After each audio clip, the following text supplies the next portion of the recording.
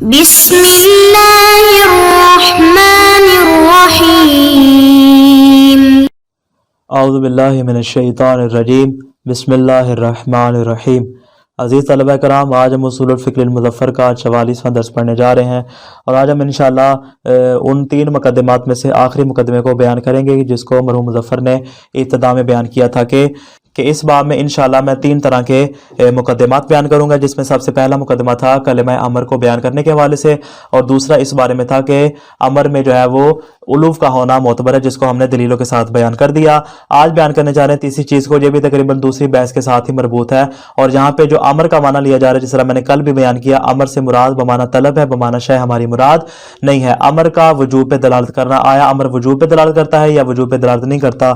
اگر وجوب پہ دلالت کرتا ہے تو اس کی دلیل کیا ہے، اگر وجوب کے غیر پہ دلالت کرتا ہے تو اس کی دلیل کیا ہے، اس کو انشاءاللہ ہم آج کے درس میں دیکھیں گے۔ فرماتے ہیں الثالث دلالت لفظ الامر علی الوجوب، لفظ امر کا وجوب پہ دلالت کرنا۔ اختلفوا فی دلالت لفظ الامر بمعنی الطلب علی الوجوب فقیل انه موضوع لخصوص طلب الوجوب وقیل للعام منه ومن الطلب الندبی وقیل مشترک بینهما اشتراکا لفظیا وقیل غیر ذالک۔ فرماتے ہیں کہ اس بحث میں تقریباً ہم 2 امور کے متعلق گفتگو کریں گے۔ پہلا ہے امر بمعنی طلب آیا وجوب میں ظہور رکھتا ہے یا استحباب میں ظہور رکھتا ہے، یہ ہمارا پہلا امر۔ دوسرا امر انشاءاللہ ہم اگلے صفحے پہ اس کو بیان کریں گے، یعنی بنیادی 2 امور ہے جس کی ہم اس بحث میں انشاءاللہ گفتگو کریں گے۔ امر جو بمعنی طلب کے استعمال ہو رہا ہے، یعنی امر بمعنی شے کی بات نہیں کر رہے، امر بمعنی طلب کی بات کر رہے ہیں۔ جو امر بمعنی طلب کے استعمال ہوگا آیا وہ وجوب میں ظہور رکھتا ہے یا استحباب میں؟ فرماتے اس کے متعلق ہمارے سامنے 4 اقوال آتے ہیں۔ پہلا ہے وجوب میں ظہور رکھتا ہے، مصنف کا یہ نظریہ ہے۔ دوسرا استحباب میں ظہور رکھتا ہے، یعنی مستحب میں ظہور رکھتا ہے، ضروری نہیں آپ اس کو انجام دیں، اگر اس کو چھوڑنا بھی چاہے تو آپ چھوڑ سکتے ہیں۔ تیسرا قول کیا ہے کہ وجوب اور استحباب میں مشترک لفظی ہے، اور چوتھا کیا ہے کہ امر کو قدر مشترک کے لیے وضع کیا گیا ہے جب وجوب و استحباب میں مشترک معنوی ہے، یعنی اس اعتبار سے یہ قول تفصیل آ جائے گا تیسرا اور چوتھا۔ فرماتے ہیں کہ ہمارے سامنے بنیادی 4 اقوال آ جاتے ہیں۔ مصنف فرماتے ہیں کہ اس کے علاوہ اور دیگر اقوال موجود ہیں لیکن ان کو بیان کرنا میرا مقصد نہیں ہے۔ فرماتے ہیں الثالث دلالت لفظ الامر علی الوجوب، لفظ امر کا وجوب پہ دلالت کرنا۔ اختلافوا فی دلالت لفظ الامر بمعنی طلب علی الوجوب۔ فرماتے ہیں اصولیوں کے درمیان اختلاف پایا جاتا ہے اس بات میں کہ جو لفظ امر بمعنی طلب کے استعمال ہوتا ہے آیا وجوب پہ دلالت کرتا ہے یا وجوب پہ دلالت نہیں کرتا۔ فقیلا، پس یہ کہا گیا ہے کہ انہ موضوع لخصوص طلب الوجوبی، اس کو وضع کیا گیا ہے کس کے لیے؟ طلب وجوبی کے لیے وضع کیا گیا ہے بطور خاص۔ یہ فرماتے ہیں کہ ایک قول ہمارے سامنے یہ والا جو وجوب میں ظہور رکھتا ہے۔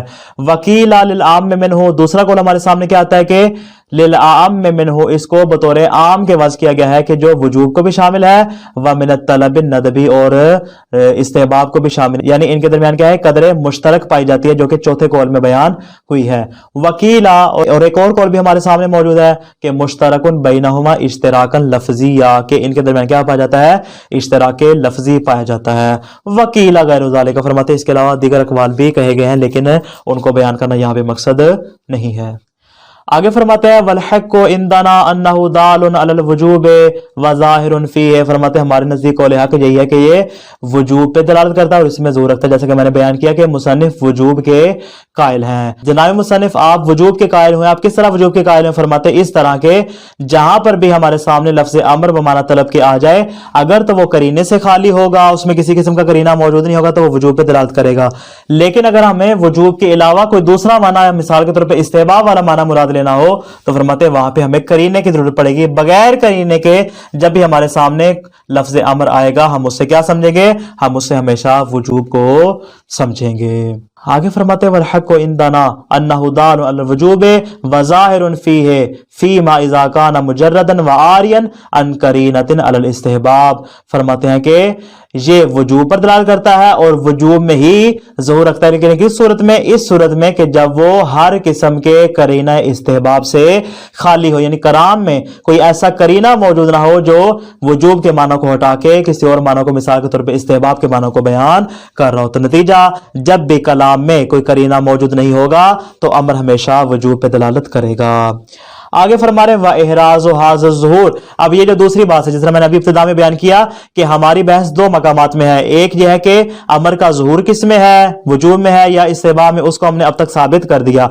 अब दूसरा है कि इस ज़ुहूर का मंशा क्या है, यानी ये जो लफ्ज अमर वजूब में ज़ुहूर रख रहा है तो क्यों ज़ुहूर रख रहा है, इसका मंशा और इसका मस्दर क्या है। फरमाते हैं इसके मुताबिक हमारे सामने तीन अकवाल आते हैं।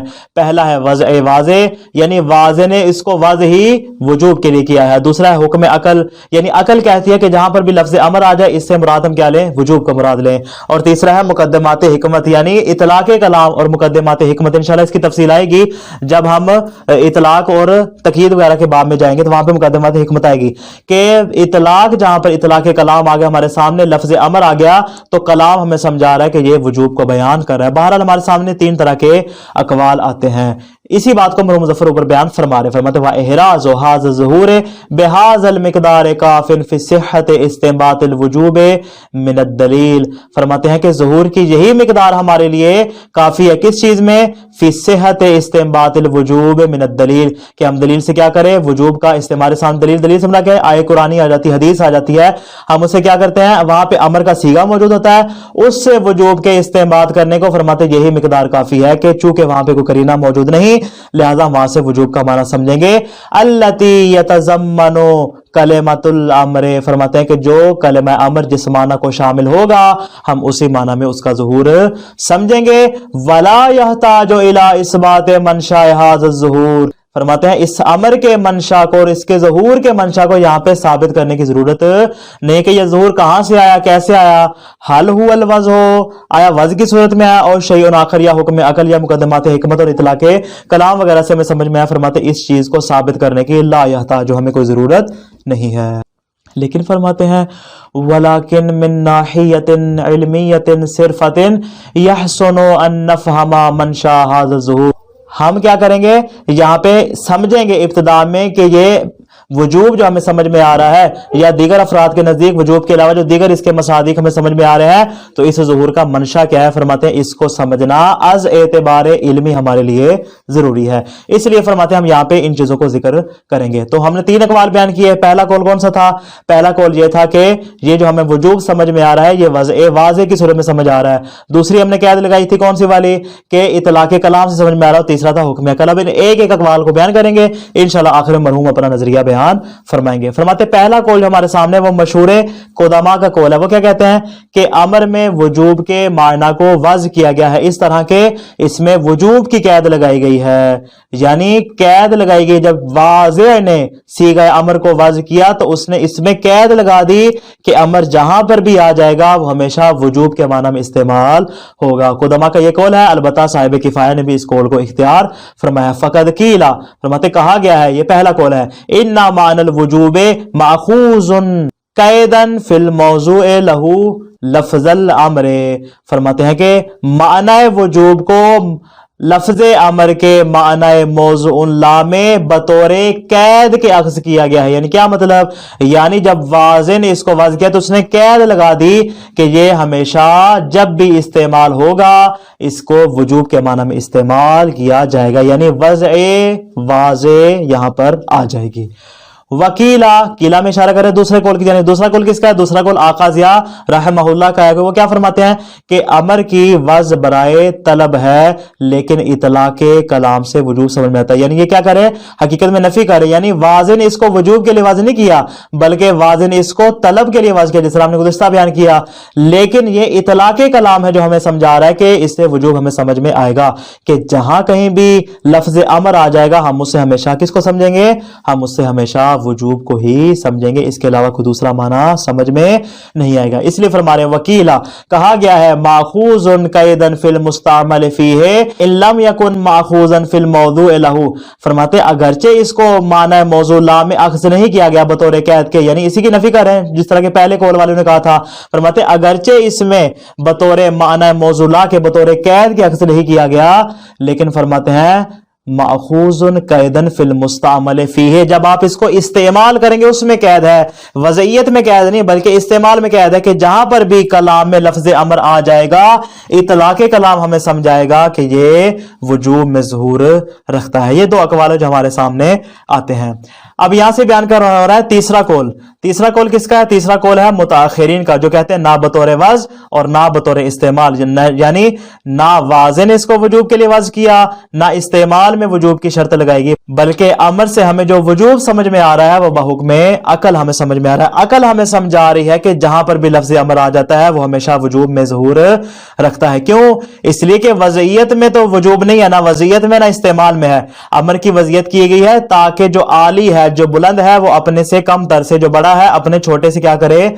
तलब करे। बस अकल कहती है कि हुक्म मौला को बजा लाना हमारे लिए वाजिब है ताकि अब्द होने का हक अदा किया जा सके। ये दलील है जो कि मुसन्निफ अपने कौल पर बयान फरमा रहे हैं। फरमाते वल हक़्क़ु अन्नहु लैसा कैदन फिल मौज़ूइ ला वला फिल मुस्तअमल फीह। फरमाते हैं कि वजूब को ना मौज़ू ला में बतौर कैद के अक्स किया गया है और ना ही बतौर इस्तेमाल में इसको अक्स किया गया है। बल मंशा हाज़ा ज़ुहूर मिन जिहत हुक्मिल अकल, बल्कि फरमाते हैं इस ज़ुहूर का मंशा क्या है? अकल हमें समझा रही, हुक्म अकल यहां पे मौजूद है जो क्या कहता है? बेवजूब ताअतिल आमिर, आमिर की इताअत करना वाजिब है। जो तुम्हें हुक्म दे रहा है उसकी इताअत करना तुम्हारे लिए वाजिब है।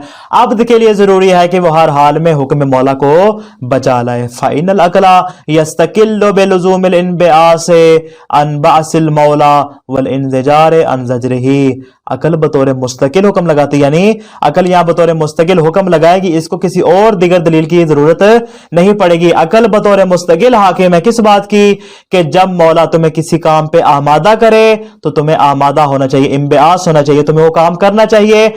और जब मौला किसी काम से रोक दे, अनजजरे ही जजरे मौला, मौला जब किसी काम से रोक दे तो अल इंतजार, उस काम से रुक जाना चाहिए।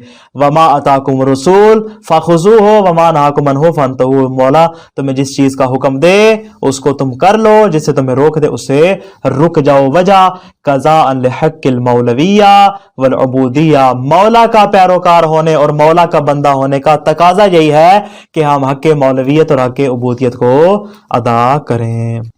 आगे फरमाते हैं फाबे मुजर्रद बासिल मौला, पस मौला का किसी चीज पे आमादा कर देना, तैयार कर देना, यजदुल अक्लो, अकल इस बात को पा लेती है, समझ लेती है, जान लेती है क्या? अन्नहु लाबुद्दा लिल अब्दे मिनत ताअत वल इनबिआस, अब्द के लिए उसकी इताअत करना और उस काम को अंजाम देना जरूरी है।